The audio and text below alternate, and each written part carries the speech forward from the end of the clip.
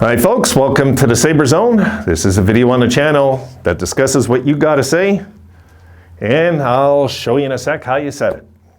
So let me get on that, and we'll take a look at this. I enjoyed this clip, and this clip was from the Eichel pelts his way to Boston video. Well, I've like a part 2 to this. I thought this was pretty good. All right, here we go. A shout-out goes to Mental Warfare, and he says, Eichel may have all the skills, but his emotional intelligence is borderline ridiculous. As much as I hate Boston, as a Sabres fan, I wouldn't wish Eichel on my worst enemy. Okay, maybe the Rangers or Leafs. Yeah, I'm good with that too. Oh my God. I could picture Jack being on the Leafs and being all jealous. Austin Matthews gets more. Oh God, I can go on and on about that, but that was funny. Yes, and like I was just talking in the previous video, isn't going to be refreshing next year, folks, when we come in training camp and it's not all about Jack Eichel and the fans divided. Who wants him? Who doesn't? All that's gone now. Sabres fans can unite again and stop with this silliness of we're going to be nothing without Jack. It's like, oh yeah, we were doing really good with him, you know? Okay, come on. We needed a change. We needed some new blood in this lineup, and we got it now. And I honestly don't think you guys would trade Eichel, Tuck for Eichel, 1-for-1 right now. I don't think any Sabres fans, just that. I don't think, because of the cap hit mostly too, not just the attitude, right? But the cap.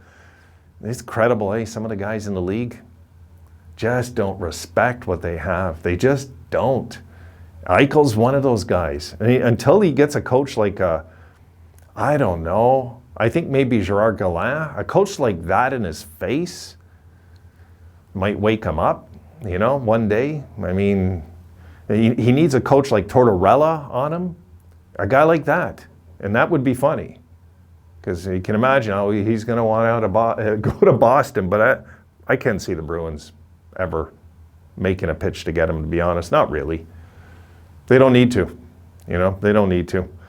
So, yeah, when you look at the next season, though, we don't have to worry about his temper tantrums and things like that. We don't got to worry. And that's really so refreshing. We don't got to worry about anything next year except our draft picks, our training camp, how we're looking in the pipeline, and how did we make any big trades, any big signings once free agency hits, guys, right? I mean, these are the positive things that winning teams do, you know? Remember when we used to have a winning team? Well, yeah, this is what we used to do, was things like that. We didn't have Gilbert Perreault in the offseason pouting he wanted to be traded. We never had that. We didn't have to deal with that. We didn't have LaFontaine doing that. We didn't have those things, you know? And it was rare that you would hear somebody that was on a Buffalo Sabre, even as early as the 90s, wanting off, really. So, you know, you're going to have head cases in the league now, because we have, as much as, you know what I think has really spoiled the players, and this is just my opinion, but really, really messed up the league, where Bettman was a complete moron. Honestly, the 20 and allowing this, it was, you know, the CBA and the 20% thing, that players can make up to 20% of the cap. One guy. They got to get rid of that. Really, they got to get rid of that. And that should be maximum 10%. Maximum. This way, players stay loyal. And at the same time, you can build the team better and not overpay guys and give them 10, 11 million bucks a year, you know? I wish they would do that, the league, really, because that would be what, like 8.2 a year. And for people to say, well, they'll never accept that. Well, why not? Would you be happy with $8 million a year to play hockey? I would. I would. I wouldn't have a problem making $8 million bucks a year. So, As the world turns over in Vegas, it will be fun to watch them next year. I'll tell you right now. It's going to be fun to watch them next year and see how that unfolds. Because I really don't know, honestly. where that franchise is headed now. There's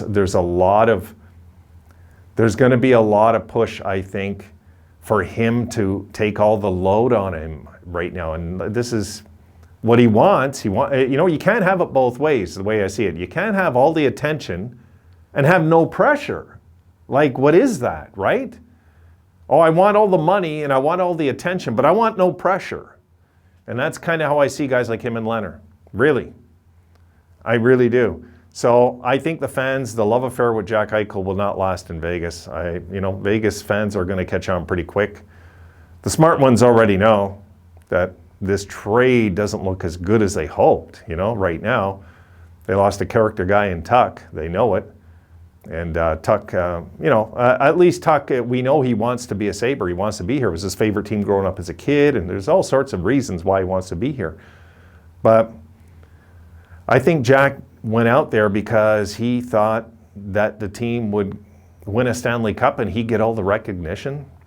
As crazy as that sounds, I see that side of his character. I do. I just don't like that. The first, I've said it before in my videos, guys, the first thing that set me off the wrong way with Jack Eichel, I wanted him traded from right around this time on, honestly, is when he changed his number. When he changed his number.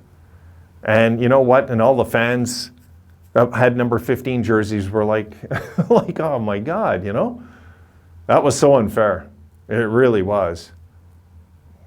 There was just 10 reasons I could come up with why I don't think that was a cool move. But as it is, it's not our problem no more.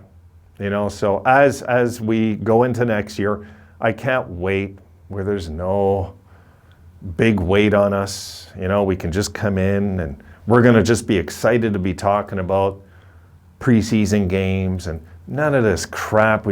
I won't have to make 50 trillion videos about Jack being traded anymore. All that's gone.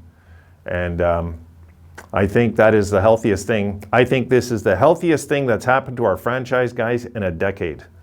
In a decade, trading him, moving him out.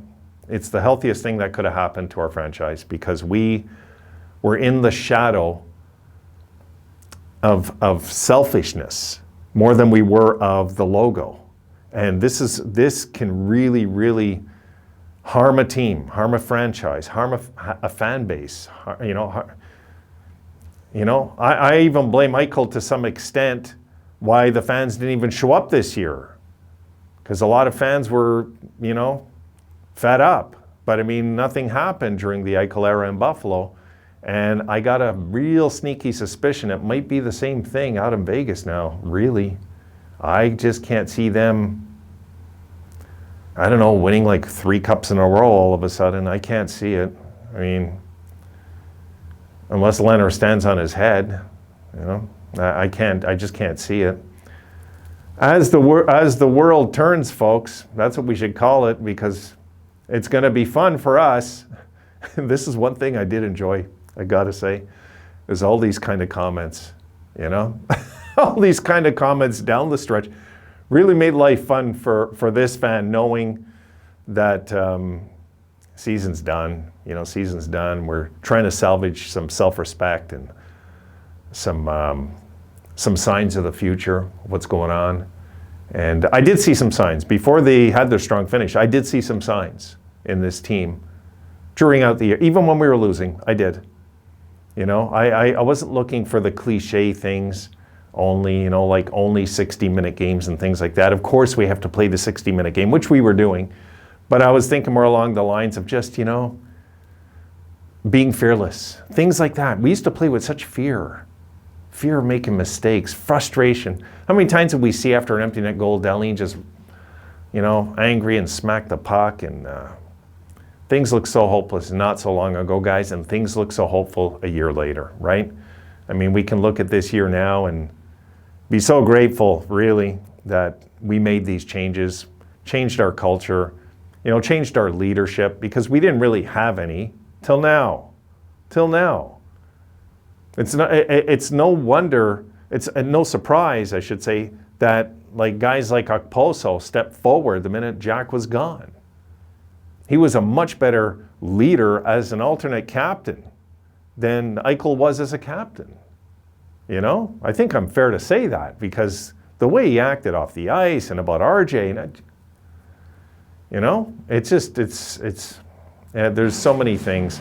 I'm willing to bet, maybe I'm wrong, that Eichel didn't even call RJ on RJ night. I don't know, I hope he did. I hope he had the decency to pick up the phone and call him, you know. All right, guys, I don't want to ramble anymore about this. I'm done there. I'm going to get back to the games. No exciting games today, all blowouts, it seems, you know. All right, folks, I shall see you in the morning for the early bird. See you then.